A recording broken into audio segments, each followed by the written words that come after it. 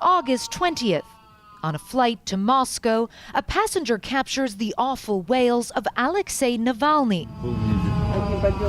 The Russian opposition leader has suddenly fallen ill, and he knows exactly why. I get out of this bathroom, turn over to the flight attendant and said him, I was poisoned, I'm gonna die. And then I lay down under his feet and to die. You knew in that moment that you'd been poisoned? Yes. Quick thinking from the pilot saves his life. Instead of flying on to Moscow, still 3 hours away, the plane diverts to Omsk. 2 days later, Navalny is flown to Berlin, where the German government announces he has been poisoned with the nerve agent Novichok. Now an exclusive investigation can reveal a top-secret mission tracking Navalny, involving experts in chemical weapons who work for the FSB, the Russian successor to the Soviet KGB. This nondescript building on the outskirts of Moscow was the headquarters of the operation. We're staying in the car because we don't want to attract any attention, but this compound is part of the Institute of Criminalistics of the FSB, Russia's security service. And beyond that fence, an elite team of operatives has been tracking Navalny's every move for more than 3 years. CNN has examined hundreds of pages of phone records and flight manifests that reveal the backgrounds, communications, and travel of the group. The documents were obtained by online investigative outlet Bellingcat, which 2 years ago identified the Russian military intelligence agents allegedly sent to England to poison former Russian spy Sergei Skripal. The FSB toxins team was activated in 2017, just days after Navalny announced he would run for president in the election the next year. The team's leader, Stanislav Makshakov, an expert in chemical weapons. Several of the team are doctors, but they weren't recruited to save lives. I just wanted to show you some photographs here and ask you if you recognize, if you've ever seen any of the men in those photographs. No. You don't recognize them? I don't recognize any of them. Would it surprise you to learn that some of these men went on more than 30 trips with you over the course of 3 years? This is absolutely terrifying. I don't know if terrifying is a good word. I think it's a pretty good word. Yes, but I understand how system work in Russia. I understand that Putin hates me. And I understand that these people who are sitting in the Kremlin, they are ready to kill. Is it your contention that Vladimir Putin must have been aware of this? Of course, 100%. It could have not been happened without direct order of Putin because it's big scale. In the weeks before he was poisoned, Navalny and his wife Yulia took a short vacation to a resort in Kaliningrad. Our investigation has uncovered that the FSB team followed. According to Bellingcat, the security cameras inside the hotel were mysteriously turned off while they were there. Navalny says Yulia felt uncomfortable. She took videos and photos of men she believed were following them. This man I also don't recognize, she says.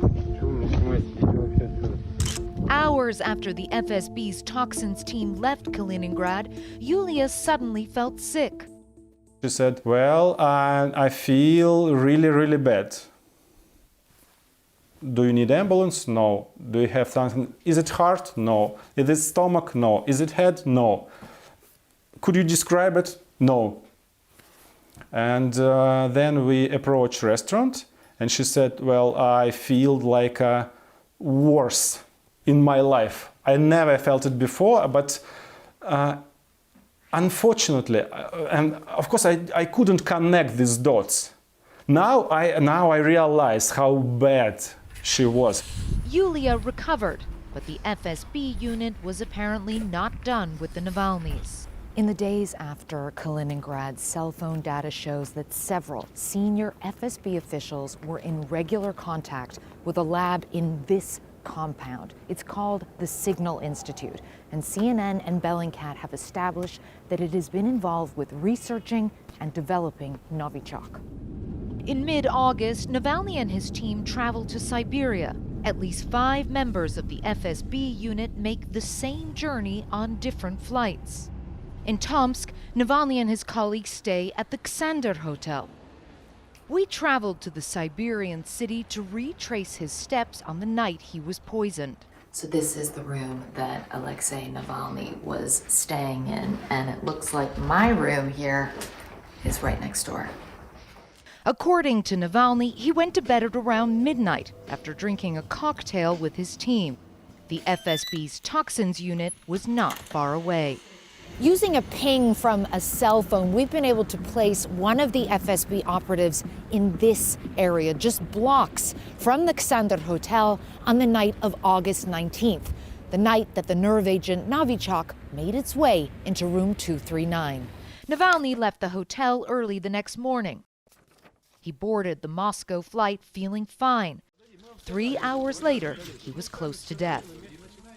Back in Tomsk, Navalny's team frantically collect any evidence they can from his hotel room, including water and shampoo bottles, a toothbrush, and a towel. As they did, there was a surge in communications among the FSB unit and their bosses. If it was expected that Navalny would die on the flight, they were now scrambling to deal with a very different situation. After much back and forth, Russian authorities allow Navalny to be transported to Berlin. What they don't know is that the items recovered from his Tomsk hotel room were also on board. Some later tested positive for Novichok. Back in Moscow, we went in search of the FSB's toxins team. So we're here now at the home of one of the FSB team, and we're going to go see if he has anything to say to us. We enter a rundown apartment building on the outskirts of Moscow, where operative Oleg Tayakin lives. Здравствуйте, Олег Борисович, да? Меня зовут Clarissa Ward. Я работаю в CNN. My name's Clarissa Ward. I work for CNN. Can I ask you a couple of questions? Можно вам спрашивать, это ваша команда отравила Навальный? Was it your team that poisoned Navalny, please? Do you have any comment? He doesn't seem to want to talk to us. Toxicologists tell CNN that Navalny is incredibly lucky to be alive, and that the intention was undoubtedly to kill him. So you've said that you want to go back to Russia. And I will do. You're aware of the risks of going back. Yes, but I'm a Russian politician, and even when I was not just in hospital, I was in intense therapy. And I said publicly I will go back, and I will go back because I'm a Russian politician, I belong to this country, and definitely, which I especially now, when this actually crime is cracked open, revealed, I understand the whole operation, I would never give Putin such a gift. CNN has not established that the FSB toxins team were, in fact, the individuals who actually poisoned Navalny. We have, of course, reached out for comment from the Kremlin, also the FSB, who told us we might be able to expect a response in 9 days. We also reached out to members of the team, as you saw in our report, but so far we have not heard anything back. And it should come as no surprise that Russian officials have not yet opened any criminal investigation into the poisoning of Alexei Navalny.